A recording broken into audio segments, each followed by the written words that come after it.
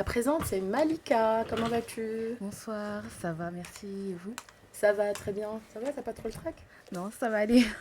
Et là, ce soir, il nous a donné, enfin, il m'a fait le privilège d'être avec moi aujourd'hui. Ce soir, c'est monsieur Richard Joffo. Comment allez-vous? Ça va très bien, il faut faire attention, il ne faut pas approcher le casque du micro, sinon ça siffle. Et oui. Voilà, c'est You Can. You Can, c'est l'émission qui. Ça veut dire tu peux. Vous savez que la loi, en théorie, nous oblige à traduire en français les expressions anglaises. Oui. D'accord. Vous étiez au courant de ça, monsieur Hakim Mimoun? Absolument. D'accord. Alors, on m'a demandé d'être là.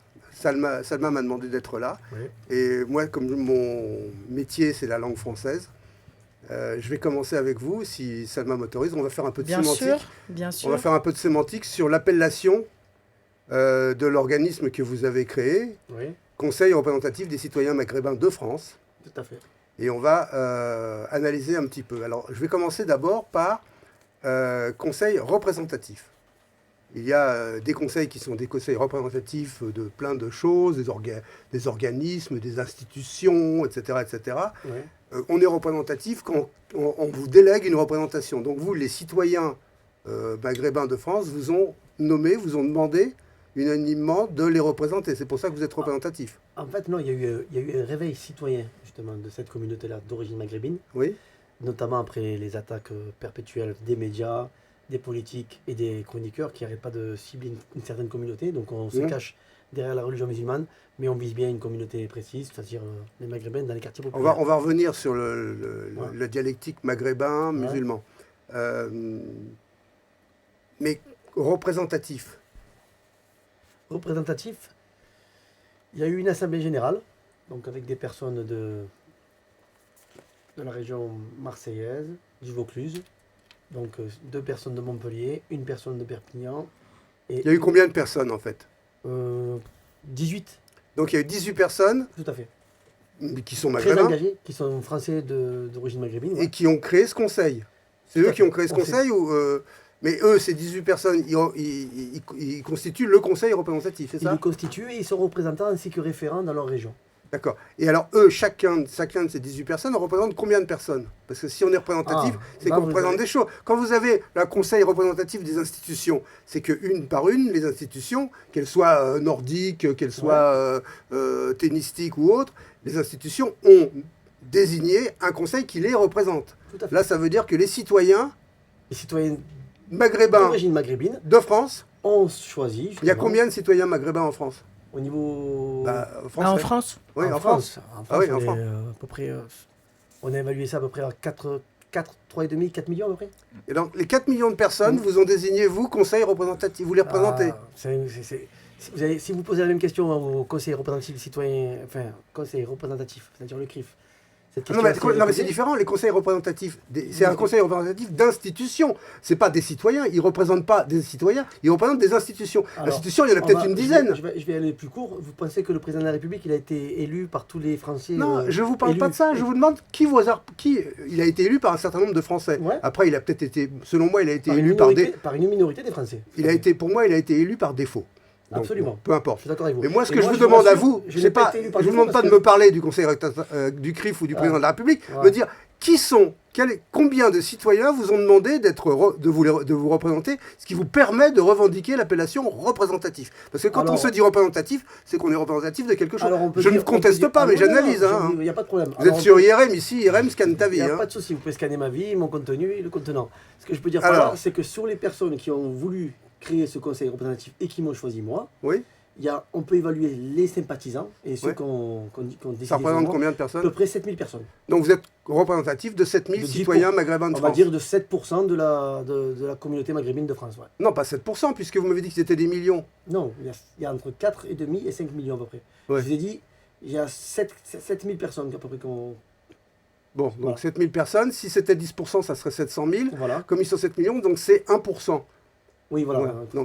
Donc, voilà. Donc, il faudrait que vous mettiez conseil représentatif de 1% des Non. citoyens maghrébins Pourquoi de France. Pourquoi ça Eh ben, ce sont ceux qui vous ont désigné. Non, je suis Bon, désolé. enfin, vous faites ce que vous voulez. Le combat qu'on mène actuellement, on n'attend pas après la parole des autres. Chacun comprendra maintenant que l'on ait envie de défendre les citoyens maghrébins. Ça, en revanche, je ne le conteste pas et je pense Ouais. que c'est une bonne idée parce qu'ils sont souvent attaqués. Mais c'est pas que de les Et d'ailleurs, défendre, je dois c'est- vous passer le bonjour d'un ami Oui. qui lui est juriste, et c'est le juriste de la Ligue de défense judiciaire des musulmans, Ah oui, et c'est Karim Achoui, tout à fait. qui est un ami, un de vos amis, et qui est un de nos amis, et qui est un ami de la radio, puisqu'il fait partie du conseil non pas représentatif, mais La Ligue du de- comité du comité de parrainage de la radio, avec les Bogdanov, avec Madame de Fontenay, avec Claude Issiard.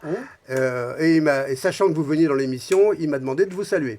Ben, Voilà. je lui enverrai un petit SMS à la fin de la réunion. Alors, ça me permet de venir à la deuxième question. Ouais. Lui, il est juriste à la Ligue de défense judiciaire des musulmans. Ouais. C'est-à-dire que les musulmans, on sait ce que c'est.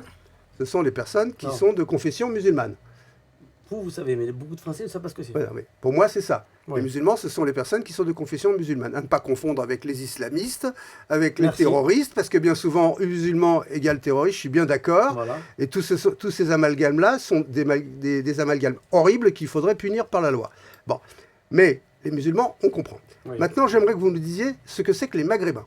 Parce que les Maghrébins, moi, je croyais que c'était les gens qui étaient issus des pays du Maghreb et que, alors, avec ma petite culture très basique de petits Français moyens, les pays du Maghreb, pour moi, c'est Algérie, Maroc, Tunisie.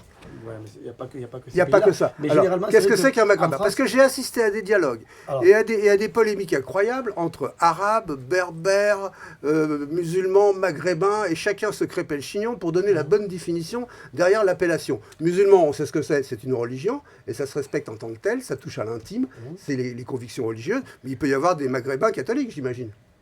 Tout à fait, oui. Oui, dans Ça le- existe. Voilà. Bien sûr, athée aussi. Voilà, non, mais catholiques. Oui. D'accord. Des Alors, Maghrébins. Mais je vous assure, vous représentez aussi les maghrébins catholiques? Absolument. D'accord. Nous, c'est pas, Alors c'est pour pas vous, c'est religieux. quoi un maghrébin? Un Maghrébin, c'est un Français d'origine d'un pays du Maghreb. Donc C'est un Français? Citoyen, oui, c'est vrai français. Un maghrébin? Non, un Oui, maghrébin, en c'est un France. maghrébin. Non, non, un Maghrébin, moi je suis français. Non, mais on peut être maghrébin de France sans être français. Non. Imaginez un Algérien qui est de nationalité algérienne, qui Ouais. n'est pas de nationalité française, Ouais. il est maghrébin. Oui, mais Et s'il vit en France?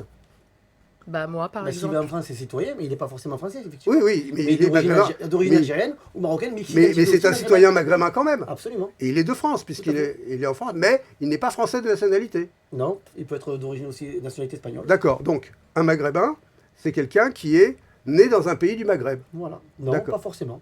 ou Né en France ou dans d'autres pays Et d'origine européenne. maghrébine. Et d'origine maghrébine. Et l'origine maghrébine, comme c'est moi, personnellement. territorialement, est-ce que était la définition maghrébine, c'est un territoire ou donc c'est pas une religion puisqu'il y a des maghrébins catholiques, Ouais. c'est un territoire. C'est un territoire, c'est. et c'est- C'est quel territoire? Excusez-moi, là on parle C'est ethnique. de maghrébins catholiques, maghrébins musulmans, et il y a même des maghrébins juifs. qui Oui, sont oui, des des maghrébins, Touaregs, oui, c'est ça. et- Ouais. Donc eux aussi, c'est des, des maghrébins. maghrébins protestants et des maghrébins Ouais, athées, voilà. il l'a dit tout à l'heure. Bien sûr, bien Non mais donc maghrébin, ça correspond à un territoire. Tout à fait.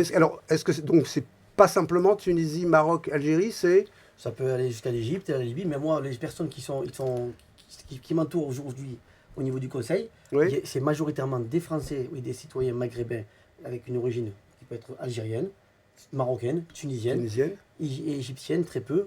Et on a aussi des qui revendiquent leur des- appartenance au Maghreb. maghrébine ou Tout leur à fait. origine Ouais, maghrébine, il y a des Kabyles, tout en revendiquant Berbères. pour certains d'entre eux la nationalité française, qui n'est pas incompatible. Absolument. D'accord, C'est c'est ça. complémentaire, on va dire. Ouais, très bien. Après, ce qu'on part du principe, c'est que si ça a été créé, bien évidemment, on est encore très très loin des autres organisations qui ont été créées par le passé. Mais on veut justement attaquer juridiquement les mouvements qui prennent en otage une partie de la population. Donc les Maghrébins français ou non français sont victimes d'un acharnement médiatique politique parce que justement, on veut cacher les vrais problèmes de la société. Alors on vise qui? On vise une minorité de la population. Petit problème. Je comprends ce que vous voulez dire. Est-ce que vous considérez que ce sont les Maghrébins qui sont victimes de discrimination, d'ostracisme, de tout ce qu'on veut, ou les musulmans? Bah, déjà, on les cumule.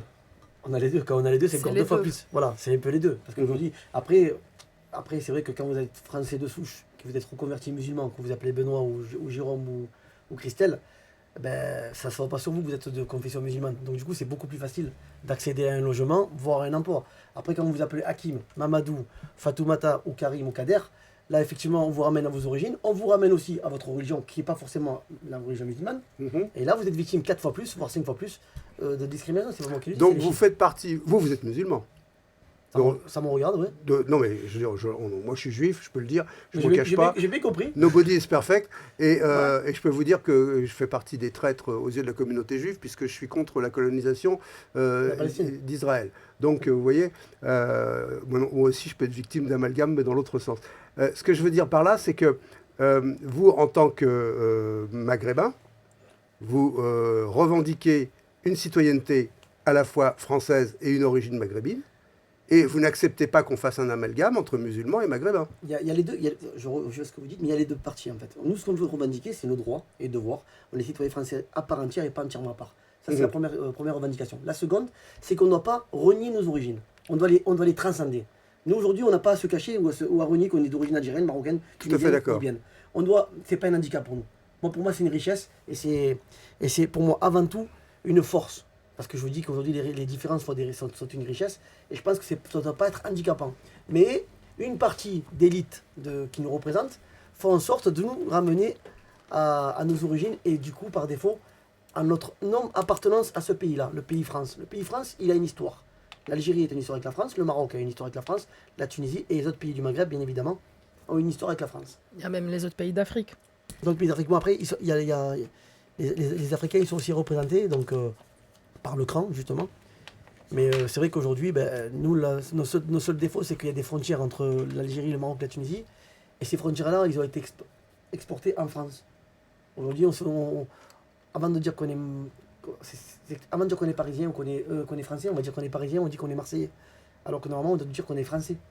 Et après, on peut dire qu'on est d'origine maghrébine, et après, on peut dire qu'on est d'origine de confession. De toute façon, notre origine ne constitue pas notre identité, on est d'accord. Notre religion malheureusement, ne constitue pas notre identité. Ouais. Et vous êtes partisan de faire la différence entre la religion et la nationalité, le pays d'origine, le territoire où on est né. Pour moi, c'est une force. Parce que moi, je vous entends, j'entends un Marseillais, parce qu'il y a l'accent. Ouais. C'est ça qui caractérise, c'est ça qui fait qu'on vous reconnaît en tant que Marseillais. Ouais, mais si Donc, vous ouvrez les yeux, je ne parle pas. Oui, mais je vais vous dire, vous ressemblez, vous avez exactement le même type de visage que mon père. D'accord. Mon père est d'origine russe. Ah ouais. Et tout le monde croyait qu'il était kabyle.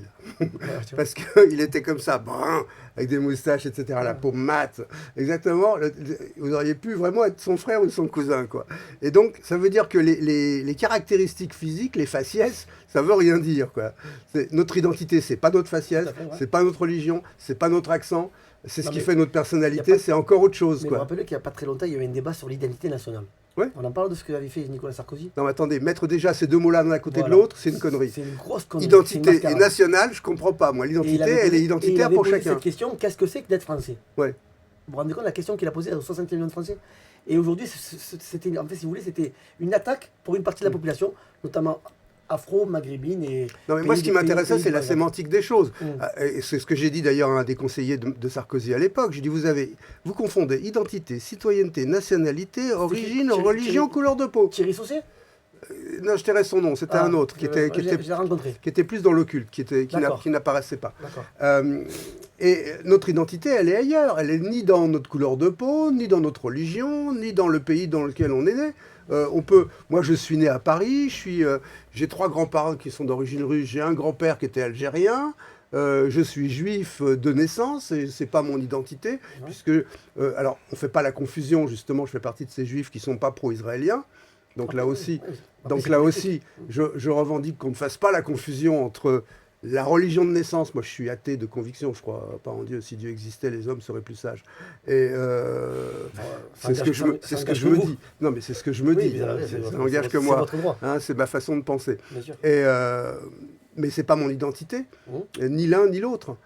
Donc, c'est pour ça que je dis Conseil représentatif des Maghrébins de France. Ce qu'ils ont en commun, finalement, c'est d'être victimes d'une certaine forme d'ostracisme et d'amalgame qui fait que maghrébin égale plus ou moins musulman, égale plus ou moins islamiste, égale plus ou moins terroriste. Mais vous savez aussi pourquoi on a fait ça? C'est ça. Vous savez pourquoi on s'est réveillé qu'on a fait ça? Parce que dans les années 80, il y a eu la marche des beurs. Et ils avaient, le Parti Socialiste ainsi que SOS Racisme, ils avaient récupéré justement cette marche nationale contre les inégalités. Donc la marche des beurs, ils avaient appelé ça la marche des beurs, SOS Racisme. Ensuite, D'ailleurs, le mot beurre, faudrait qu'on s'attarde 5 minutes. Je sais pas qui l'a attribué, mais moi je trouve que c'est une insulte à une certaine partie. Qu'est-ce que ça veut dire, beurre? C'est devenu une insulte. Ouais. Ce n'était pas une insulte. À ce jour, c'est une insulte. C'est devenu péjoratif. C'est ça. Ça surtout vient, par ça vient de rebeu, non? C'est ça? C'est Oui, c'est un devenu verlan. péjoratif, surtout par rapport à la jante féminine. Ouais. C'est devenu très très péjoratif. Aussi, je suis d'accord avec toi. Oui, dans le langage courant, beurrette, commun, une beurrette, c'est une petite pute maghrébine, quoi. Voilà, Hein c'est Malheureusement, exactement ouais, c'est ça. ça. Ouais, mais très péjoratif. c'est une infamie. Absolument. Et du coup, après, il y a eu Nicolas Sarkozy qui a pris le pouvoir. Et pour calmer une partie de la population, qu'est-ce qu'il a fait? Il a créé le CFCM. Le CFCM, le culte français, le Conseil culte français. Le Conseil musulman de France. français du culte musulman, ouais. Et il a nommé des personnes pour représenter les musulmans, alors que les musulmans ne sont représentés par eux-mêmes uniquement, et par, je ne suis pas un adepte de la religion, mais c'est je pratique, mais notre seul représentant, c'est le prophète et le bon Dieu. C'est pas... Voilà, par rapport aux croyants, Voilà, par c'est rapport tout à aux- fait voilà. légitime. D'accord, sauf que là, ils ont tout mélangé. Ils ont mis le CFCM, ils ont mis les Arabes avec, les Maghrébins avec, les athées, les chrétiens. Oui, puisqu'il y a des Maghrébins qui sont, comme vous disiez tout à l'heure, athées. Oui, ouais, il a les ouais, listes. ouais. Et du coup, ça a créé la confusion. Ensuite, il y a le débat sur l'identité nationale, encore une fois. Puis en 2012, on nous fait encore une promesse, la 63e proposition de François Hollande, qui dit « Nous allons aujourd'hui déterrer cette proposition de l'époque de Mitterrand à faire voter les citoyens maghrébins non, avec une carte de séjour de 10 ans, pour voter pour les élections municipales. Mhm. C'était une proposition de Hollande. Manuel Valls a mis son veto et ils ont refusé, ils l'ont caché. Ils ont privilégié le mariage pour tous, ils ont privilégié les 75% de taxes pour les plus riches. Est-ce que vous ne pensez pas que derrière chaque Français, on va dire de souche, moi je peux en parler, je m'en fous puisque je ne suis pas français de souche, mes 4 grands-parents sont nés ailleurs. Mais il y a un colon qui s'ignore. Je sais pas, moi je peux dire que notre pays va mal, il est très malade parce que moi je pensais qu'on était tous issus du même pays, avec entre guillemets cette France plurielle, cette France riche, Oui. et surtout les mêmes droits et les mêmes devoirs. Et je m'aperçois qu'au fur et à mesure, moi aujourd'hui j'ai des enfants, eh ben, mon père me tenait ce discours, il me disait l'égalité n'existe pas. Parce que liberté, égalité, fraternité, ça ne rime pas avec la réalité de notre 5e République. Mhm. Aujourd'hui, c'est clair et net. Il y a une discrimination territoriale, il y a une discrimination ethnique et une discrimination religieuse, sociale. Ça existe, c'est pas. Enfin, je veux dire. Et c'est toujours les mêmes qui prennent, entre guillemets, leurs responsabilités pour dire c'est eux les boucs émissaires. On n'est pas des boucs émissaires. Nous, on veut être une plus-value. On est là, on est une valeur ajoutée pour ce pays. Et on en a marre d'être victime d'amalgame. On en a marre que des Zemmour puissent prendre la parole au nom de qui, au nom de quoi, pour insulter et viser, pour dire que dans les statistiques. Non, mais attendez, les lui, prisons- Zemmour, les prisons- lui, non, mais les prisons sont Zemmour, il fait majoritairement- de la haine son fonds de commerce. Ouais, mais le problème, c'est que J'en ai nous parlé donne- sur RFI, j'ai dit il faut Ouais. lui foutre la paix, On lui parce que donne une plus on va lui montrer de la haine, plus il va gagner Plus il du va fric. faire du buzz. Non, mais c'est dommage parce que je vous dis. Il se nourrit de la haine des gens, donc voilà. Mais on a quand même fait, condamner en 2011, une première fois. Donc Karim Achou avait participé justement à ça, je l'avais rencontré. Et derrière, on lui donne une chronique quotidienne sur iTélé pour pouvoir parler justement à cœur ouvert, sans avoir un débatteur à 5 Oui, sans que personne vienne lui porter la contradiction. Exactement. Bien sûr, ouais. Donc c'est ça qui me dérange en fait. Moi, si on le laisse parler à la liberté d'expression, vous pouvez parler, mais mettez quelqu'un qui peut. Je lui ai proposé de Et- venir sur IRM Bah, et qui va il a dit qu'il était trop occupé, mais c'est parce qu'il sait qu'on va lui porter la contradiction. Ben, je pense que ouais, effectivement, vous allez porter la contradiction. Mais alors, Conseil représentatif des citoyens maghrébins de France, et donc vous avez, c'est de forme associative, Absolument, oui. hein, association tout à loi fait. 1901, Absolument. association française donc, Absolument. hein, de droit français. Ouais. Et là, il y a combien de membres? Sans subvention. Ouais, Là, à l'heure actuelle, ben, on a créé un groupe, on a à peu près 12 000 personnes qui sont déjà sympathisants. inscrits, Ouais, sympathisants. c'est Ouais. ça, avec les coordonnées. Et alors, comment ça se passe? Quelles sont vos actions? Comment vous allez travailler? Ben, déjà, là, on va travailler sur l'incitation à aller s'inscrire sur les listes électorales. D'accord. La campagne de sensibilisation, c'est pour dire qu'on ne peut pas réclamer nos droits si on ne fait pas notre devoir. Mhm. Peu importe pour qui vous allez voter, Mais votez. mais votez. Parce que si vous ne Après, votez pas, vous fermez vos n'existez gueules. pas. C'est ça, parce que le problème c'est que vous allez dans certains quartiers d'Île-de-France et sur Marseille, les quartiers nord, ils sont délabrés, ils sont délaissés, ils sont méprisés. Vous savez pourquoi? Parce qu'ils ne votent pas. Et quand vous ne votez pas, vous n'existez pas. Mhm. Donc c'est le réveil citoyen qu'on fait en première chose. Deuxième action commune, c'est faire la promotion des talents. Montrer que justement cette partie de la France qu'on ne considère pas comme français à part entière est une plus-value pour notre pays, que ce soit dans le domaine économique, entrepreneuriat, sportif, artistique. Mais ça, Hakim, je m'excuse de Ouais. t'interrompre, mais ça, ils le savent déjà. Parce que regarde juste l'équipe nationale de France de football. Ah ouais, je suis d'accord avec toi. Elle est issue d'immigration. Mais ça, on parle de La sport. plupart des talents aussi Mhm. sont issus Mais quand de tu vois les l'immigration. Donc hôpitaux. t'inquiète pas que la France le sait déjà. Hein. La France profonde, je crois pas. Quand La tu vois France que, le quand sait. tu vois que les scores du Front National, dans certains, ils n'ont pas mis un immigré dans un certain village et ils votent Vous majoritairement. vous avez raison tous les deux. D'un côté, il y a des gens qui... et c'est vrai qu'on est conscient des gens en 98. Hein, Oui, Bien sûr. Black Blamber, Ouais, mais en 2002, on a eu, Voilà. en 2002, on a eu Non, mais le second tour. voilà, donc d'un côté, il y a des, entre guillemets, des Français responsables qui considèrent que la France doit être une belle boîte de crayons de couleur et que ce qui fait notre force, c'est l'harmonie entre les origines, les pensées, les philosophies, les convictions, les communautés, puisqu'on veut utiliser ce vilain mot, etc. Et puis d'autres qui considèrent que les seuls Français sont les Gaulois, c'est-à-dire que moi, je ne suis pas français. Que vous n'êtes pas français, Salma non plus, Malika encore moins, Malika qui est antillaise, c'est ça? C'est ça. Voilà. Et ce que je dis toujours, c'est que justement tout vient de cette histoire de colonisation. Oui. Je pense que le problème qu'on a avec les pays, comme notamment les pays du Maghreb, mais aussi les pays d'Afrique francophone, mais aussi avec ce qu'on appelle encore les territoires d'outre-mer, D'octobre, ouais. les territoires d'outre-mer, c'est cette colonisation qui a été très mal faite, abusive et brutale, et une décolonisation qui a été tout aussi mal faite, dans laquelle on a essayé de laisser les gens sous dépendance. La colonisation, une colonisation qu'ils ne disaient pas, qui était une dépendance économique, technologique, médiatique, intellectuelle, ce qui a fait qu'on a créé des complexes dans les populations qui ont été colonisées. Et c'est pour ça qu'on a des relations qui sont difficiles et qui sont parfois opposantes, et je le comprends parfaitement, avec toutes ces anciennes colonies, je déteste ce mot-là, que représentent les pays du Maghreb ou les pays d'Afrique francophone.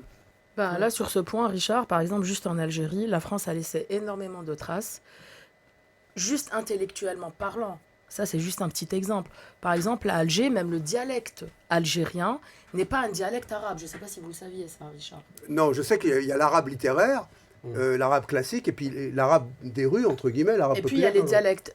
Par exemple, au Moyen-Orient, Oui. bah, leur dialecte, c'est vraiment de l'arabe. Ça vient de l'arabe littéraire. Par contre, nous, en Algérie, nous sommes le seul pays, contrairement au Maroc et à la Tunisie, où nous avons notre dialecte, où il y a le français et l'arabe. Mhm. Dans une même phrase, c'est vrai. Dans une même phrase, notre dialecte est fondé de français et d'arabe. La colonisation Là, a laissé... le créole, c'était pareil.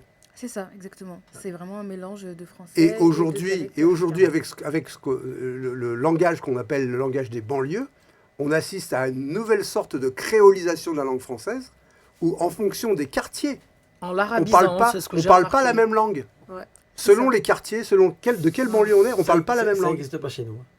Non mais ça c'est Bah, c'est- si par en exemple France, Marseille, c'est vraiment- Paris, je Vous sais pas, avez hier tous, ou des avant-hier, tu m'as particularités. parlé, tu m'as dit un mot et je t'ai dit attends mais moi je comprends pas ce que tu veux Ah, dire. tarpin, oui. Il y a Mais c'est une des choses que je expression, comprends pas, voilà. non, mais c'est une expression marseillaise, c'est pas bagnozard. C'est le français dessus, je peux le dire aussi. C'est pas nous qui l'avons Après inventé. ici à Paris, c'est vrai comme a dit Richard, il y a tout dépend des quartiers, des banlieues. Ben maintenant il y a beaucoup de mots que ce soit en créole ou en arabe que maintenant les Français Ouais. l'utilisent. Ah, j'ai vu. Comme c'est la hesse par exemple, pour pas être vulgaire, c'est ce que je dirais. Sinon les autres mots je peux pas les dire. Et voilà. Alors voilà, donc la langue. Est-ce que pour vous, la langue fait partie de l'identité? Ça c'est intéressant. La langue que l'on utilise, est-ce que ça fait partie de notre identité? Bien sûr. Moi j'ai revendiqué souvent ça, parce que mon métier c'est la langue française, Ouais. et que je l'adore, et d'ailleurs j'ai pas appris beaucoup d'autres langues, et je le regrette aujourd'hui. Je considère que notre façon de nous exprimer, la langue que nous utilisons, est constitutive de notre identité. Ça veut dire que ça ne fait pas toute notre identité, mais ça entre pour partie dans la constitution de notre Je suis identité. d'accord avec vous. Tout à fait. Est-ce que, alors vous faites partie de ces maghrébins, des citoyens maghrébins de France, l'appellation est plaisante, parce que ça veut dire qu'on revendique une citoyenneté française, Absolument. même si on est maghrébin. Et ça veut dire qu'on accepte d'être français, et ça démontre, de par l'appellation, une certaine forme d'amour de la France qui est louable. Et il serait temps que beaucoup de Français se rendent compte que 99,5% des Maghrébins de France aiment la France. Oui, c'est ça. C'est ce que vous dites. J'aimerais bien qu'on puisse entendre sur une chaîne de grande écoute, on va dire. Non mais sur nous, TF1. Non, les sur deux BFM. personnes qui nous écoutent Non, valent mais- les 20 millions. Remarque, de votre chaîne. je préfère la qualité à la quantité, ça c'est sûr. Mais c'est vrai qu'aujourd'hui, c'est ça le problème. Le problème de fond, il est là. C'est qu'aujourd'hui, on arrive à nous faire croire, enfin, pas nous, mais ceux qui sont malheureusement obnubilés par les médias, qu'une partie de la France n'aime pas la France. On nous fait croire que aujourd'hui le citoyen français de confession musulmane est un danger pour la République. C'est pas vrai. S'il y avait un problème avec les musulmans, on est 6 à 7 millions de musulmans, on aurait une guerre civile. Il n'y a pas de guerre civile en France. Tout se passe très bien. Il y a une minorité qui aujourd'hui qui n'ont aucune identité, certes, qui ont des problèmes avec l'islam, qui ont des problèmes avec la France, qui ont des problèmes avec leur famille, qui ont des problèmes avec eux. Pas avec eux-mêmes, ils ont des problèmes. On a presque une guerre civile entre les syndicats des transports publics et le reste de la population. Ouais, ça c'est la Ça politique. aussi, il faut l'analyser. Ça, c'est la politique menée par le gouvernement, qui lui est pas représentatif de tous les Français et qui fait imposer des lois. Ça aussi. Écoutez, Là, moi, en ce moment, la France est en train de payer ce qu'elle a J'ai semé, pas l'habitude tout de parler simplement. politique, mais puisque on en parle un peu, je l'ai dit, c'est public. Hein. Ouais. Nous, on a élu par défaut un pervers narcissique. Je l'ai dit au moment où il faisait la campagne, c'est de la graine de dictateur. Et aujourd'hui, 80% des gens à qui je parle et qui me disaient non, me disent bah oui, tu avais raison. Je suis entièrement d'accord avec vous, je le revendique. Une chose, Monsieur Tréhard, vous connaissez Monsieur Tréhard? Je dis son nom, ça va faire un peu de pub. Le rédacteur en chef du Figaro. Il n'y a pas très longtemps, j'ai rencontré le président du CRIF à Marseille. Il me dit l'islamophobie n'existe pas. Il me l'a dit comme ça, les yeux dans les yeux, devant le témoin. J'ai dit pardon, comment ça n'existe pas? Il me dit aujourd'hui c'était une invention de la population musulmane pour se sentir victime un peu plus que les autres. J'expliquais, mais M. Tréhard a fait une chronique, il a fait un communiqué de presse en disant quand il prenait le bus, qu'il voyait une femme avec un voile, il descendait du bus parce qu'il ne supportait pas voyager, prendre le bus avec une femme voilée. C'était une discrimination vis-à-vis de cette femme. Pire encore, c'est une insulte envers toute la communauté musulmane. Je lui dis, on prend un exemple. Oui, mais ça, c'est stupide. Enfin, pardon de vous Ouais, mais couper. bon. Bah, ça, c'est ce qui se passe au quotidien. C'est une attitude qui est sotte. Je vais vous expliquer pourquoi je considère que c'est sot. sot. Vous voyez une femme On lui qui donne la porte, parole. vous voyez une femme qui porte un voile. Ouais.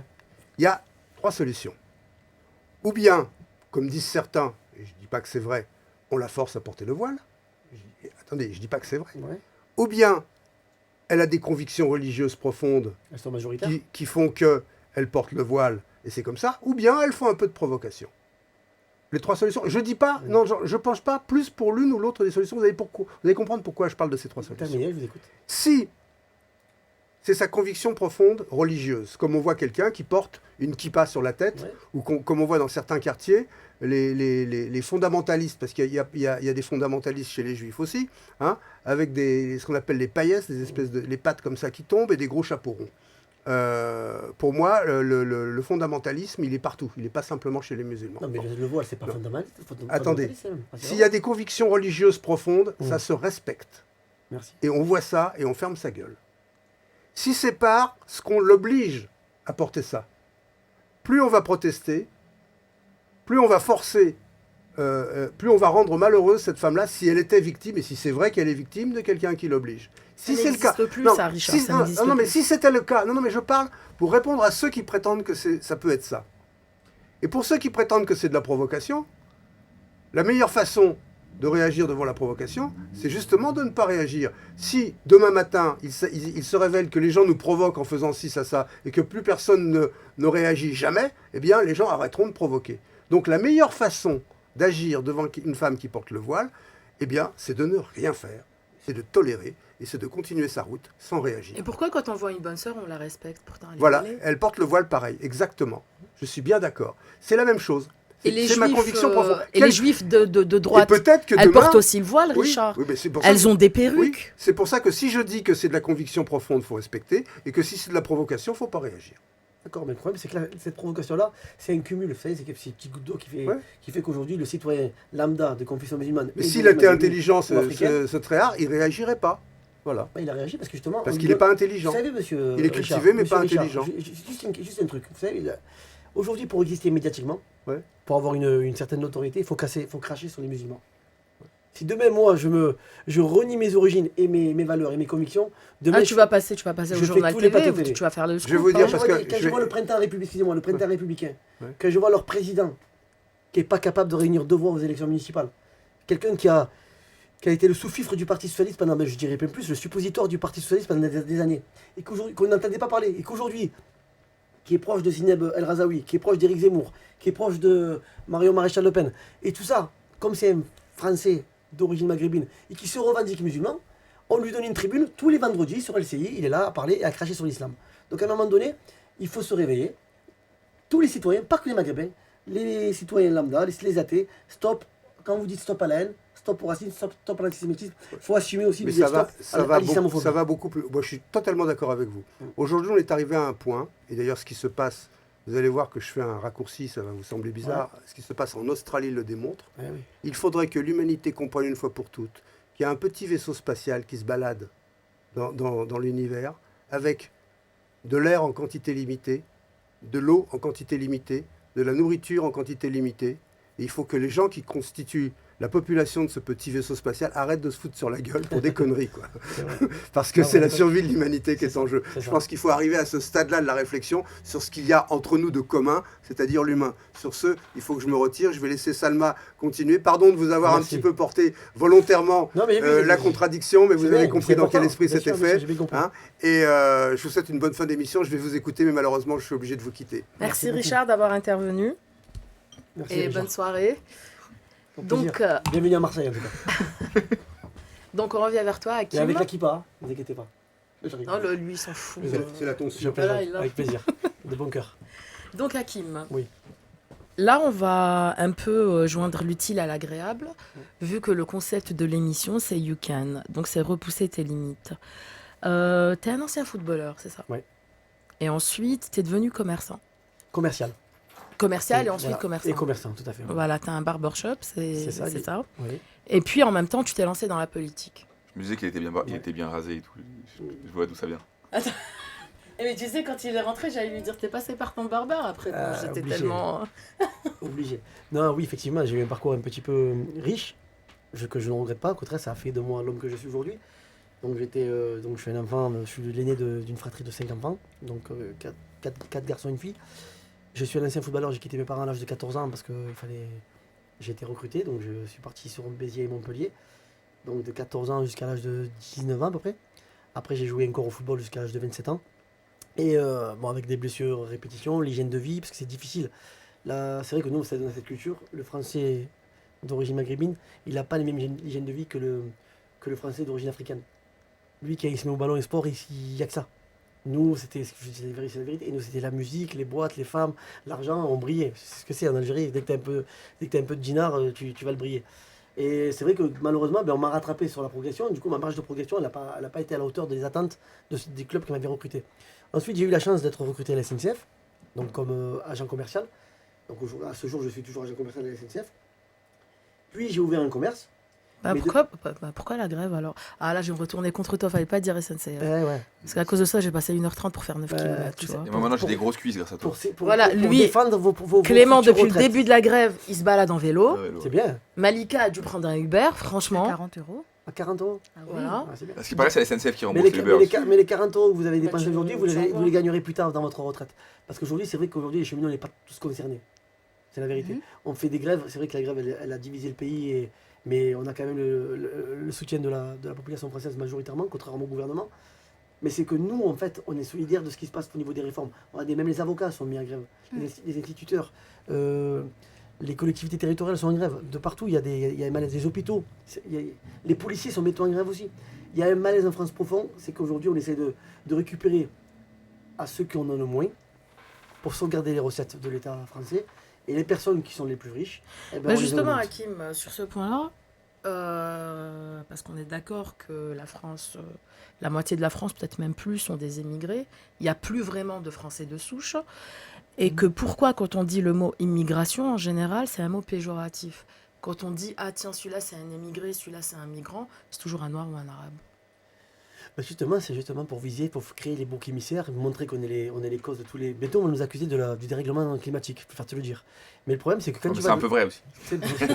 Quoi que je vous ai ramené le soleil aujourd'hui à Paris. C'est vrai, il a fait beau aujourd'hui. Il y a un truc très important qu'il faut savoir, et on en a parlé, Salma, c'est que quand une personne française de souche immigre dans un autre pays pour créer son entreprise, notamment en Afrique, on l'appelle pas l'immigré.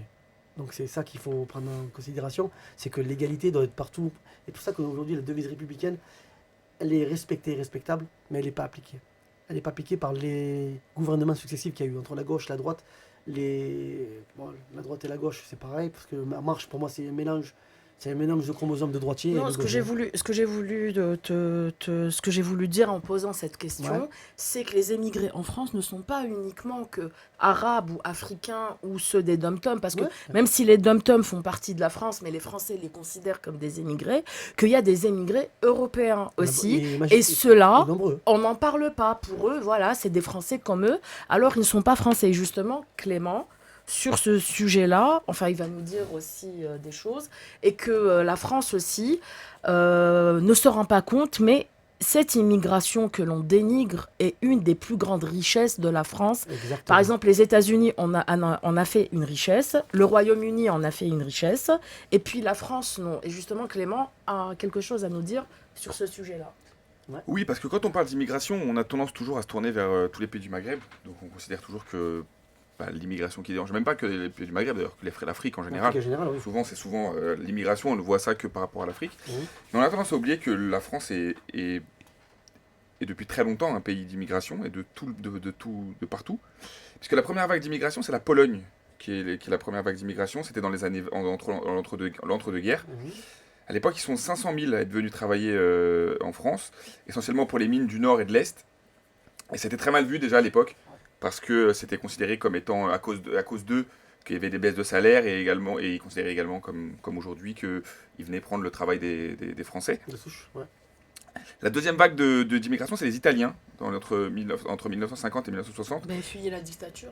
Voilà, en fait, il y a eu déjà une première, voilà exactement, il fuyait la dictature, et en fait, c'était la première, il y avait déjà eu une petite vague entre 1920 et 1930, mais rien d'énorme. Et donc celle-ci a été importante puisqu'ils sont passés à plus de 570 000 personnes qui ont donc migré en France. Mhm. La plupart essentiellement dans le bâtiment et l'industrie. D'ailleurs, il y a encore beaucoup de sociétés de bâtiments qui portent des noms italiens, puisque ça vient de là, de base. La troisième vague, c'est les Espagnols, dans les années entre 50 et 70, puisqu'après après la guerre civile de 39, ils ont fait ce qui s'appelle la retirada, donc la retraite. Ils ont quitté l'Espagne à cause de la guerre civile. Et en 1968, ils ont considéré qu'il y avait 607 000 Espagnols qui vivaient en France. C'était là à l'époque la première nationalité étrangère qui vivait en France. La quatrième vague, c'est les Portugais. Donc on reste beaucoup sur l'Europe, on est quand même que sur l'Europe pour l'instant. Donc Exactement. les Portugais, donc eux c'est juste après les Espagnols. Donc c'est deux vagues successives entre l'Espagne et le Portugais. Les Portugais sont passés de 1958 à 1975 de 20 000 à 750 000 personnes. Donc C'est énorme. beaucoup, et paradoxalement on en parle beaucoup moins. Ah oui. Pour eux c'était les raisons, c'était à cause du niveau de vie rural là-bas qui était très bas. Donc, et aussi parce que à cause des guerres de colonies, donc à l'époque Angola, Guinée-Bissau et Mozambique, ça a épuisé le pays financièrement, donc ils ont été poussés à partir. Et donc la cinquième vague, le Maghreb, et en priorité les Algériens d'abord qui sont arrivés après la guerre civile en 62. Oui. 350 000 personnes qui arrivent, qui complétaient déjà l'arrivée en 1920 des Kabyles, qui étaient déjà eux sur le territoire avant que les Algériens arrivent. Les Kabyles sont des Algériens. Oui, voilà. Non, mais je veux dire, il précisait qu'il y avait essentiellement des Kabyles qui étaient arrivés avant et que maintenant. Et tout ça pour c'était une migration particulière, puisque c'était pour le travail, tout simplement. Et à l'époque, c'était uniquement les hommes qui venaient. C'était uniquement les hommes, et d'ailleurs, c'est là que ça a été créé les foyers. Les foyers à Sonacotra. Il y a eu ensuite les regroupements familiaux. Exactement, voilà. Et donc à l'époque, c'était que les hommes qui venaient et qui sont venus après leurs enfants. Aujourd'hui, avec enfants, d'après l'INSEE, enfin en 2008, ils étaient considérés comme étant 1 713 000, les Algériens. Aujourd'hui, il y a plus de 4 millions de Français d'origine algérienne, dont 2 millions de binationaux. Donc ce qui est beaucoup dans un pays comme la France. Parce que... Et qu'on fait gagner la Coupe du Monde. Hein. Et ouais, ils ont fait gagner la Coupe du Monde, notamment en 98. C'est vrai, ça faut le reconnaître. Et après, j'ai fait plus vague, puisque donc après, il y a tous les pays du Maghreb. Donc le Maroc, qui est la deuxième communauté d'immigrés, aujourd'hui. Ils sont aujourd'hui, de Français. Quand je vous parle d'immigrés, c'est ceux qui sont. Je ne considère pas les enfants d'immigrés. Je dirais vraiment des immigrés, il y a 1 314 000. Oui, par des papas, des mamans. Exactement. Ceux qui sont vraiment considérés dans l'immigré, pas les enfants. Ceux qui sont arrivés au fait de leur pays Tout à d'origine. fait, exactement. Pas Donc, ceux qui, de naissance, sont français, voilà, par exemple. eux, c'est comme les toi. Français. Voilà, exactement. Et les Français d'origine marocaine, eux, ils sont 2,5 millions, les Marocains. Les Tunisiens, aujourd'hui, ils sont, eux, les Français d'origine tunisienne, 1 million. Et c'est le troisième. Quand même, hein, c'est le troisième. parce que c'est un petit pays. Exactement, c'est le troisième pays de maghrébin. Donc, enfin, le troisième pays. Tu comptes aussi, c'est les chiffres officiels après Ouais. le printemps arabe ou avant? Non, c'est les derniers chiffres que j'ai, moi, en tout cas. D'accord. Donc, Mais c'est pour ça que je dis la Tunisie, c'est énorme, 1 Ouais. million. Ouais. Parce que pour la Tunisie, c'est comme ça. Ouais, Hein. c'est petit. Ouais. Ils sont pas nombreux, donc c'est énorme. Ben, sûrement, ça doit être après le printemps arabe. Ouais. c'est ça. Et là, il y a les derniers chiffres, en gros, ils expliquent que les plus gros. En gros, les effets, donc la plus grosse immigration en France, c'est les Portugal. Donc, vous voyez comme quoi on entend parler. Voilà. Essentiellement, c'est le Portugal. Suivi d'une grande partie des pays. Ils ont mélangé un peu les pays de l'Union européenne. Donc, il y a énormément de gens de diverses origines européennes. Et ensuite arrive l'Algérie, Maroc, Tunisie. Donc on est qu'en 3e C'est ça, position. ouais. En fait, Eh oui. tu vois. Donc, non, bah après, les Portugais, bon, ça, c'est. Ils ont Ouais. même des villes, alors presque avec les Portugais. Donc, Et normalement, de ça, la France devrait en faire une grande richesse parce que dans tous les pays comme la Pologne, le Portugal, l'Espagne, l'Algérie, le Maroc, il y a aussi les Antilles, les Guadeloupe, ces pays-là ont tous une grande élite. On n'est Grave. pas, c'est pas des pays, c'est pas des gens, c'est pas au fait des villes ou des populations qui sont tous débiles ou idiots, qui sont tous ouvriers. Non, c'est faux, c'est archi faux. Regarde juste dans les hôpitaux. C'est qui la plupart? Les médecins. Ah, déjà, c'est maghrébin, c'est arabe. Voilà. Libanais, Allez, dans la construction, on va rester dans les clichés. portugais. C'est portugais, c'est ça. tu vois. Donc normalement, la France devrait vraiment, au lieu de dénigrer justement les migrants, Après, il y a un problème en France, c'est qu'il y a un vrai problème de reconnaissance de l'histoire de ce pays. C'est-à-dire qu'il a fallu attendre très longtemps déjà par Chirac qui avait reconnu la colonisation. de l'Algérie, ouais. C'est très compliqué en France d'assumer le fait. En fait, ce serait presque plus simple, c'est comme tout. Si demain vous assumez quelque chose, ça devient plus facile derrière de le vivre. La cicatrice. Bah, sera regarde toujours- aux États-Unis. Ouais, mais c'est ça. Ils assument Mais ils que assument de s'être que c'est construits des avec ça. colons. Bah Mmh. justement, parce que les vrais Américains, c'est qui? Les Indiens. C'est les Indiens. Mais en plus, même, mais il y a même quelque chose moi qui m'avait marqué, c'est que Il assume les Américains. on a tendance à dire Ils assument, bien régulièrement, par exemple pendant la guerre, on appelle la plupart des gens des tirailleurs sénégalais. On dit que sénégalais. C'est-à-dire que souvent quand vous parlez des tirailleurs, la réflexion qu'on va avoir c'est tirailleurs sénégalais. Alors qu'il n'y avait pas que des sénégalais pendant la guerre. Ils étaient au front, mais ils n'étaient pas tout seuls. C'est ça, exactement. Il y avait tous les pays colonisés Comme par la si, France. comme si on considérait que les Sénégalais étaient un peu plus acceptables que les autres pays africains. En fait, je crois que c'est juste un problème de reconnaissance d'histoire. Si on acceptait le fait que la France aussi a fait des erreurs et s'est aussi trompée sur plein de choses, la colonisation, c'est plus simple pour tout le monde dans les livres d'histoire. Si vous dites Ouais. on n'aurait pas dû faire, on n'aurait pas dû faire. Pour tout le monde, ça devient tout de suite plus simple. Exactement. Après, c'est vrai qu'on part du principe que la République et la France et les présidents de la République, parce qu'ils sont tous passés, ils n'aiment pas les enfants de la République de la même façon. Mhm. Il y a une certaine affinité pour une certaine population de France, une autre à second degré, troisième degré. C'est ce que tu as dit tout à l'heure. Mhm. Soit ils font ça historiquement parlant, Mhm. en disant qu'effectivement, la première vague d'immigration, ça a été les Polonais, donc on a un peu plus d'affinité avec les Polonais. Mais moi, je pars du principe qu'ils sont plus dans le domaine ethnie. Mhm. C'est-à-dire que quand vous avez un Espagnol qui va immigrer en France, de 3-4 générations, ben, l'Espagnol aujourd'hui, il a perdu, certains ont perdu leur côté origine espagnole. Mhm. Quand je les vois aujourd'hui qui font des campagnes, des Italiens extra-communautaires, mais blanches, ben voilà, parce qu'ils disent haut et fort, quand vous voyez les blocs identitaires, les groupes, les crépuscules qui taguent des mosquées, qui taguent des synagogues, qui taguent même des églises, ces gens-là, quand vous voyez leurs noms, quand ils ont été condamnés par la justice, c'est des noms avec une consonance espagnole ou Mm. italienne. Donc ça veut dire qu'à un moment donné, l'Occident accepte l'Occident. Mm. Mais il y a un problème avec l'oriental. Parce que l'identité faciale, pour un exemple, le président de la République... Ah il non, pourra- quand tu dis il pourra pas- oriental, je te coupe, Hakim. Il Quand pourra tu pas dis être oriental, maghrébin la ou France africain. accepte très bien les orientaux. Ah, les orientaux, Pas c'est pour la même pétrodollars. mesure. Attention, parce qu'il ne faut pas faire d'amalgame entre le Maghreb et l'Orient. Oui, par rapport, tu parles des pays du Moyen-Orient. Quand Donc, il faut faire la quand différence t'as dit entre les ceux orientaux, qui s'amusent sur les Champs-Élysées et ceux Voilà. qui Non, mais vivent là, au Aubervilliers. tu vois. exactement, Voilà, c'est mais ça. moi quand j'ai dit le côté oriental, c'était plus dans l'appellation tout ce qui est gastronomie, tu vois. Ça veut dire que on aime les repas, les musiques, patin couffin de la communauté. On va dire Oriental. folklorique pour eux, Folklorique, c'est folklorique. voilà. Parce que moi je suis contre cette truc orientaux. Non, nous c'est le Maghreb, l'oriental c'est là-bas, c'est de l'autre Ouais, côté. et comme tu Donc, disais, on pour va le voile, dire, pour le c'est voile, c'est exactement folklorique. pareil. Quand vous avez une pauvre maman qui sort de, je sais pas, je veux dire une banlieue à Paris. parce Bah, que je prends connais pas juste trop l'exemple de la mère qui a été au Parlement, qui a été Voilà, elle a fait humiliée. au conseil régional.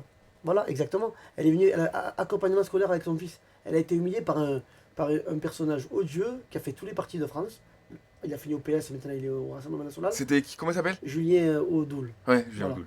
Cette personne-là a trouvé. C'est Alors qu'elle était dans son droit. Hmm. Elle était dans son Non, bien droit. sûr, bien sûr. Ouais, mais il a fait le buzz. C'est immonde comme Castaner. Je crois que c'est Castaner qui Oui, a fait. sur le. Oui, sur la barbe et tâche tout. de la prière. Parce que les musulmans, quand ils font la prière, comme ils mettent le front à la tête, ben, après la peau, à un certain moment, elle fait une tâche. Ben, il a dit, ben, ça, c'est une preuve de radicalisation. Alors que c'est La barbe, débile, alors que lui, il en a une. stupide. Mais par contre, là, on va sauter sur un autre sujet. J'aurais une autre question pour toi, Hakim. Ouais. Pourquoi, pardon, le français n'accepte pas le mot immigré? Par exemple, quand le français va à l'étranger, Ouais. il se dit expatrié. Alors que le mot expatrié, c'est un mot, par exemple, tu es dans une société, par exemple, toi, tu es dans la SNCF. Si la SNCF te donne un contrat, tu dois aller, par exemple, En Chine. Voilà, en Chine ou quelque chose. Là, tu es un expat. Tout à fait. Tu n'es pas un émigré. Mais quand tu prends femme et enfant et que tu changes de métier et que tu vends tout ce qu'il y a, bah, je suis désolée, Tu tu es immigres. un émigré. Tu émigres, c'est ça? T'es un émigré. Ben, Mais sur c'est ce péjoratif. sujet-là, Le exactement, mot, il pour en- le français, les Français, je ne comprends pas pourquoi ils n'arrivent pas à admettre et à accepter ce mot-là. À ce sujet, justement, Malika, je pense qu'elle a des choses à nous dire. Exactement. Alors, moi, j'aime bien faire des recherches parce que j'aime parler faits. Et effectivement, selon mes petites recherches, l'IFOP a mené une super étude sur le rapport des Français face à l'immigration. Et en fait, il s'avère qu'effectivement, c'est un terme pour eux qui est péjoratif et qui est souvent rattaché donc à la peur, à la sensation d'être envahi, à cette oppression, au danger, etc., etc. Donc, c'est vraiment quand on leur dit voilà, ce sont des immigrés, quand ils voient des immigrés, ils n'ont pratiquement que des sentiments négatifs par rapport à ça. Et donc du coup, la question que je me suis posée, c'est qui sont ces Français qui pensent de cette manière-là? Parce que ce ne sont pas forcément tous les Français. Et il s'avère que le Français qui a un rapport le plus négatif par rapport aux immigrés, ce sont les personnes, donc souvent les hommes, donc en majorité les hommes. Il y a aussi les femmes qui suivent de très proches. Voilà, donc ce sont les hommes qui disent que voilà, l'immigration, c'est un surcoût pour la France, qu'il n'y a pas assez de place pour accueillir tous les immigrés, qu'on ne peut pas accueillir tout le monde. Et donc ce sont des hommes de plus de 47 ans déjà. Et pourtant, Donc- dans vos recherches, vous avez bien vu que l'immigration était un plus, une plus-value pour le pays, contrairement à l'exil fiscal. C'est ça, et je vais revenir dessus, pardon. vous avez raison. Donc du coup, voilà, ce sont des hommes français de plus de 47 ans qui sont ouvriers, qui ont un niveau scolaire de CAP, voire BEP, et qui vivent souvent en province. Et il s'avère que les personnes qui émigrent, donc les expatriés comme on les appelle, français, Ce ne sont Ce pas n'est des pas la même expats. Ce ne sont pas. À des chaque fois, expats, je mais mets. c'est comme ça Ça qu'on me les met les appelle. nerfs. Ce mais n'est c'est- pas Et des du coup, expatriés. t'as raison, on les appelle comme ça. Les émigrés français, voilà, les émigrés français donc qui quittent la France, ce ne sont pas les mêmes personnes. Ce sont des personnes généralement de moins de 35 ans, qui sont beaucoup plus diplômés, donc à partir de Bac+2, qui sont des cadres commerciaux, etc., qui vivent souvent dans des grandes villes, dans des grandes agglomérations. Donc, du coup, la personne qui est contre l'immigration n'émigre pas elle-même. Elle ne fait pas partie elle fait pas partie de ce groupe de personnes capables d'émigrer. C'est vraiment, je pense, le français de souche qui se dit que non, Sédentaire. c'est ça. Et du coup, qui vit dans sa campagne, qui est c'est- vraiment contre. Mais c'est pour C'est Voilà. souvent celui qui a jamais vu un noir et un arabe d'ailleurs. Et qui vote Front National. C'est oui, ça, c'est ça. et qui vote. Et qui a regardé BFM. Il est majoritairement de droite. Et qui n'est pas victime d'insécurité. C'est vrai, ça. c'est vrai. C'est ça. Et donc, du coup, je voudrais revenir justement sur le passif, en fait, de la France avec l'immigration, parce qu'il se trouve que la France a eu besoin des immigrés, hein, au-delà des différentes vagues que Clément a citées auparavant. À un moment donné, il y a eu donc la grande vague d'industrialisation et il manquait de la main-d'œuvre. Donc, c'est déjà dans ces premiers temps-là que les immigrés ont commencé à venir, et donc là, effectivement, c'était l'Europe. Donc c'était une immigration choisie ou subie? Alors, Subi pour c'était moi, la subi. première Là, vague. c'était subi. La première vague était subie. D'accord. La deuxième vague, là, elle était subi et choisi parce que c'était entre les deux guerres. Donc à ce moment-là, la France est totalement détruite. Elle a perdu un soldat, enfin un jeune homme sur 10 hommes partis au combat. Donc là, ils vont chercher la main-d'œuvre. Et donc, tout à l'heure, Clément l'a dit, il y a la création des foyers de jeunes travailleurs, etc. parce que la France a besoin de main-d'œuvre. Et la troisième vague importante, c'est au moment du regroupement familial et à partir de l'instauration des cartes de séjour de 1, 5 à 10 ans. Voilà. Donc, où on se dit, on va commencer à les intégrer, à les intégrer donc, à la vie française, etc., pour qu'ils puissent fonder leur foyer, tout simplement. Mais il y a un rapport ambigu parce que les Français ne sont pas d'accord. Donc déjà, on voit, ne serait-ce qu'en région parisienne, que les immigrés, ils sont un peu entassés dans le nord de Paris ou le nord de l'Île-de-France. On connaît les villes en question. Et ensuite, il y a ce rapport forcé. Donc, subtilement, ils essayent de renvoyer tous les travailleurs qu'ils avaient fait venir dans leur pays. Mais ça échoue totalement. Ça échoue totalement. Donc là, c'est un échec pour la France. Donc aujourd'hui, la majorité, effectivement, se dit que l'immigration, c'est une mauvaise chose parce qu'on a peur. Il y a le terrorisme, etc. Il y a des gros amalgames qui sont faits. Ils ne savent plus du tout où donner de la tête. Mais je pense que c'est vraiment la culture de la peur qui fait que les Français disent non à l'immigration. Parce que finalement, c'est l'immigration qui a sauvé la France. Merci pour le petit rappel. Oui, c'est l'immigration qui a ça. sauvé la France, ça, on le sait. La France a été détruite durant la Deuxième Guerre mondiale. Ah bah, c'est qui sont venus travailler bah, c'est les autres. Et ces autres-là n'ont jamais été acceptés. Et peut-être que c'est à cause de ça, comme le français a toujours le complexe de supériorité. Comme on dit, le français est né par la cuisse de... il n'est pas sorti de la cuisse de Jupiter. Voilà, exactement. Donc le français, il a toujours ce complexe de supériorité. Peut-être que c'est à cause de ça qu'il n'accepte pas pour lui, quand il va émigrer dans d'autres pays, le mot... Immigrer. Parce que oui, même si on a vu que ceux qui immigrent, que ceux qui émigrent, pardon, c'est pas la même chose. Que ceux qui émigrent, ce n'est pas la même population que ceux qui n'aiment pas l'immigration, mais malgré tout, ils n'aiment pas ce terme parce que en France, c'est péjoratif. Ailleurs, ça va être une force, mais en France, c'est péjoratif de dire qu'on est émigré. Voilà. Comme je l'ai dit, aux États-Unis, ils ont complètement assumé. Au Royaume-Uni, ils sont en train d'utiliser ça comme une grande force. D'ailleurs, regarde juste le maire de Londres, Londres qui est la capitale, est un Pakistanais ou Indien ? Les deux. Je ne sais plus s'il est indien ou pakistanais, de confession musulmane. Ouais. Et ce qui m'a choqué quand il a été élu, c'est que dans toutes les autres chaînes du monde, il y a eu « Ah tiens, le nouveau maire de Londres a été élu », sauf en France sur BFM, le nouveau maire de Londres est musulman. Ouais. Waouh.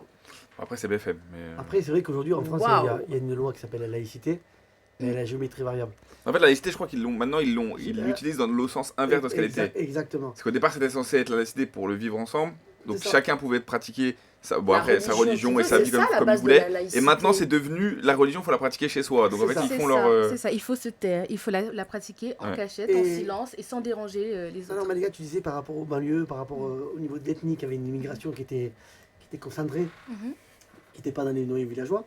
On parle de mixité sociale, qui n'existe plus aujourd'hui à l'heure actuelle, parce que ils ont été pactés par les politiques. Parce qu'aujourd'hui, en commission d'attribution de logement, qu'est-ce qu'ils font? Ils prennent les dossiers, ils regardent même pas la composition de famille, ils regardent même pas les revenus, ils prennent les dossiers par origine ethnique. Tiens, les Comoriens, on va les mettre avec les Comoriens, les Turcs avec les Turcs, les Arabes avec les Arabes. Mais c'est les Chinois exactement avec les ça, Chinois. et je voudrais même marquer un point. Par exemple, quelqu'un qui va avoir un agent immobilier demain parce qu'il cherche à acheter un logement, je l'ai vécu, on va lui proposer, on va nous proposer du coup un logement dans certains quartiers, dans certaines villes. 93, Alors, on se dit, 95, C'est ça, 91, 94. Et donc c'est pas du tout ce que moi je recherchais. Je disais mais ça n'a rien à voir avec ma demande en fait. Moi je vous ai demandé de me trouver un logement dans telle ville par rapport à mon travail, à mes habitudes, etc. Et vous m'envoyez à Perpète dans le 93 alors que je n'ai rien à faire là-bas, je n'ai personne qui vit là-bas. Enfin, ça n'a rien à voir. Et en fait, on a compris à C'est ce les moment-là. préjugés. C'est ça, ce sont les préjugés. Donc on a compris à ce moment-là qu'en fait, selon l'avis de l'agent immobilier en face de nous, on n'était pas qualifié pour pouvoir habiter dans certains lieux. Et on s'est dit, mais waouh, Ouais, ouais. c'était marquant. Bon, du coup, forcément, on n'a pas continué. Enfin, voilà. Mais après, c'est vrai qu'aujourd'hui, on fait un constat.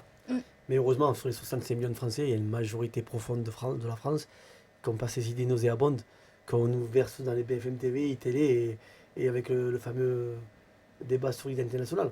Il y a une phrase qui dit un arbre qui tombe fait plus de bruit qu'une forêt qui pousse. Exactement. C'est C'est ce exactement que ça. j'allais Ça. dire. C'est pour ça que tout à l'heure que je disais à Selma, aujourd'hui, si je veux exister médiatiquement, je vais taper sur les musulmans, sur ma propre communauté, et demain, je serai abattu et par les musulmans et plébiscité par les autres. Ça me fait penser à, je sais pas si vous avez vu, il y Mais a c'est un... pas le but. Je me rappelle plus de son nom, je ne serais pas capable de me rappeler de son nom. Comment il s'appelle Il se fait appeler... Normalement, il est d'origine maghrébine, Ouais. il est de confession musulmane et il Ah, est... Jean Messa.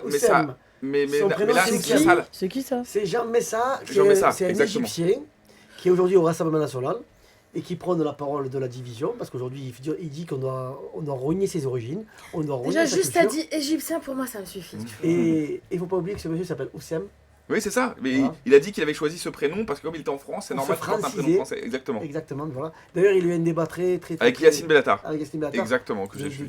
Voilà, Mais sur, je sais plus quelle émission, j'ai pas vu, je me rappelle voilà, on va pas la faire la publicité, mais plus. Je me rappelle plus. mais il a traité de chameau. Voilà. Voilà, c'est ça, exactement. Mais ce monsieur-là, en Il a fait, dit ouais, vous avez une tête de chameau. Il a et dit, ce monsieur, exactement. il y a quelques années avant qu'il rentre au Rassemblement National, il a débattu avec une journaliste du Qatar, où il parle de l'arabe littéraire, mais comme jamais, parce qu'il est né là-bas. Et il disait qu'il était fier de ses origines, fier de sa culture, fier de sa religion. Donc c'est une question de buzz. finalement. Alors, une question de base. je t'arrête tout de suite. En Égypte, on parle pas l'arabe littéraire. Bah, lui, On il parle parle- le lui- dialecte. Ah, lui, il parle Mais parfaitement. eux, non, leur dialecte. Ah, Le dialecte égyptien ressemble à l'arabe littéraire peut-être, parce qu'il ouais. n'y a pas de mot français. C'est ce que je disais tout à l'heure à C'est ça, Richard. Nous, les Algériens, notre dialecte, c'est qu'il y a énormément de mots C'est français. Je vais te prendre juste un exemple. Une bassine. Tu sais comment on dit chez nous en algérien, Clément et Malika? Une bassine? Pas du tout. Bessina. Le O, on l'a Je remplacé. pense que je l'aurais par- trouvé, je pense. Voilà. Mhm. Donc, fourchette, fourchetta. Ouais.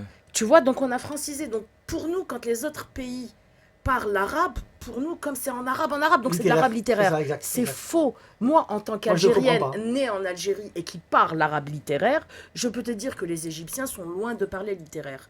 L'arabe littéraire. Ensuite, les Égyptiens ont aussi le complexe de supériorité vu à leur histoire, les pharaons. Oh. Donc pour eux, ils se prennent, comme ils disent en arabe, Nahnu umm ad-dunya, nous sommes la mère du monde. Voilà, les Égyptiens, c'est ça, tu vois. Et il a dû utiliser Voilà, ce dialecte-là. mec-là, voilà, comme... Donc il faut me dire que l'identité qu'il a aujourd'hui, elle appartient, il en a plus. C'est, on va dire, c'est, je sais pas si tu as connu à l'époque, si tu connais les cassettes face A, face B. Il s'adapte, Ouais. il s'adapte à la son personne, interlocuteur. à son interlocuteur qu'il a en face de lui.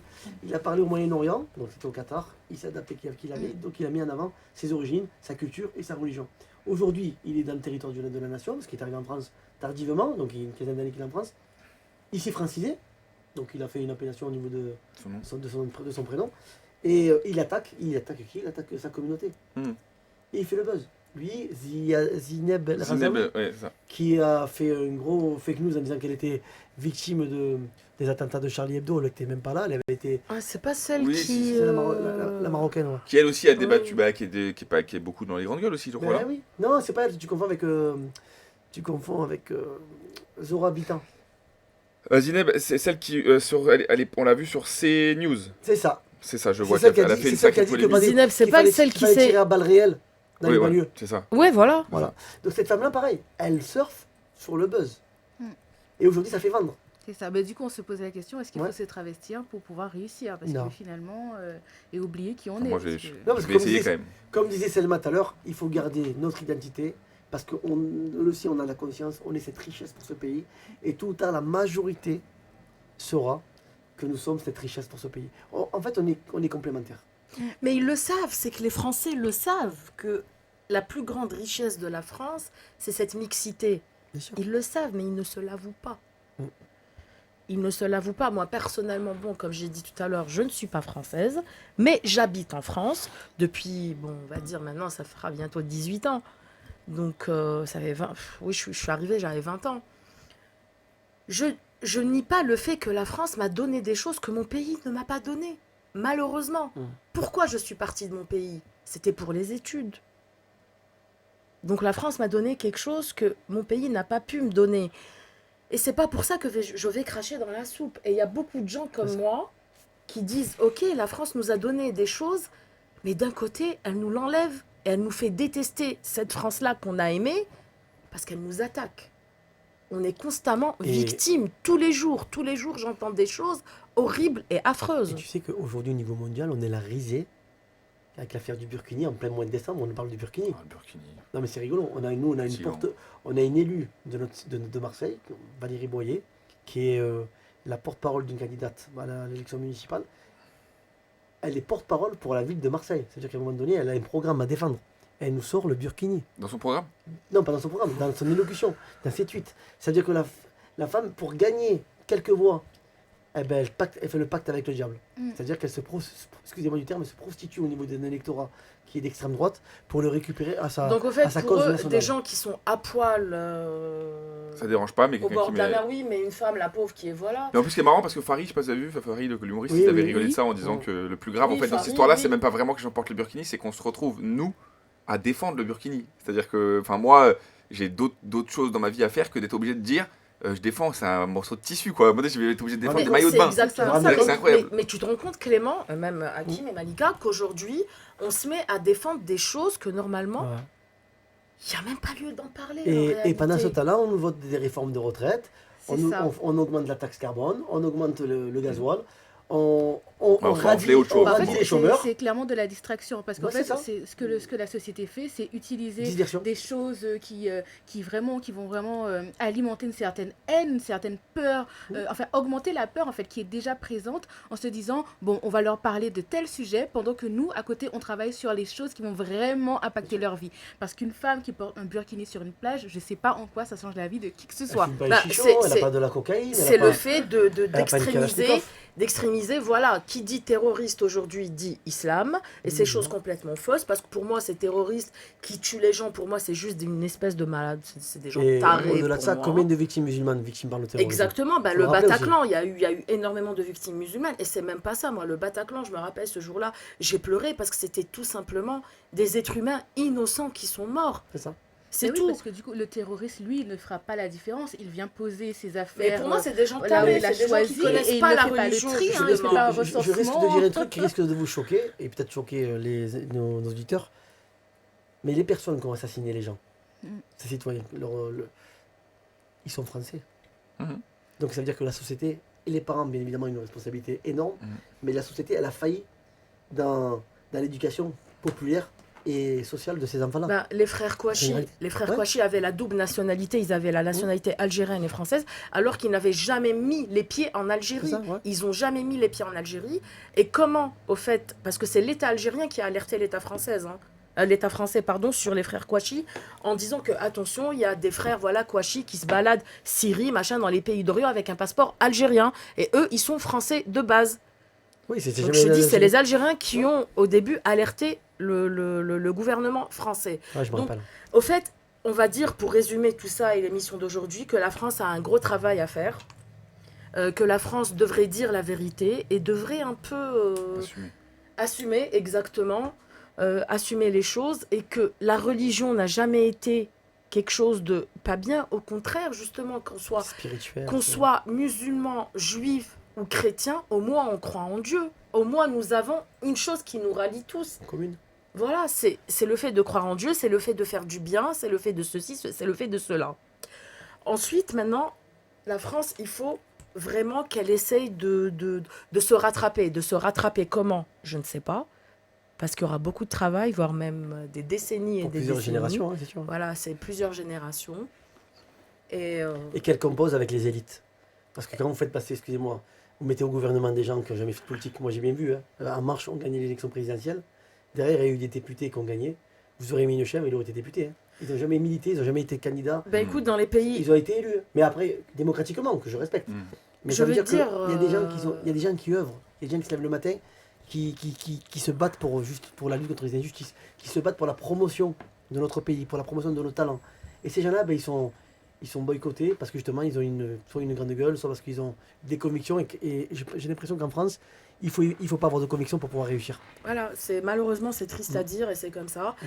Et que comme ça s'est passé dans les pays du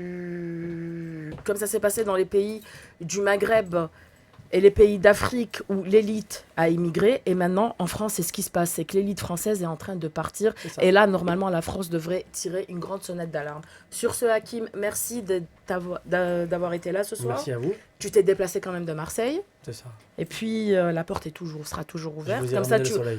voilà, comme ça, la prochaine fois, tu nous en diras encore plus sur... tout à fait. Sur les actions à mener, comme exactement. Merci Malika d'avoir participé ce soir et bienvenue à toi encore dans Et l'équipe. j'aimerais faire une petite dédicace à toute ma famille, à tous les Marseillais, aux Avignonnais. À vive Marseille. Voilà. Allez l'OM, hein, si ça vous déplaît. On n'est peut-être pas leader, mais on a l'étoile et on n'est jamais les premiers. Merci Clément. Avec plaisir. Et puis je vous dis, j'espère que vous avez passé un bon moment avec nous et à bientôt, à jeudi prochain pour d'autres émissions et d'autres challenges. Merci. Bonne soirée.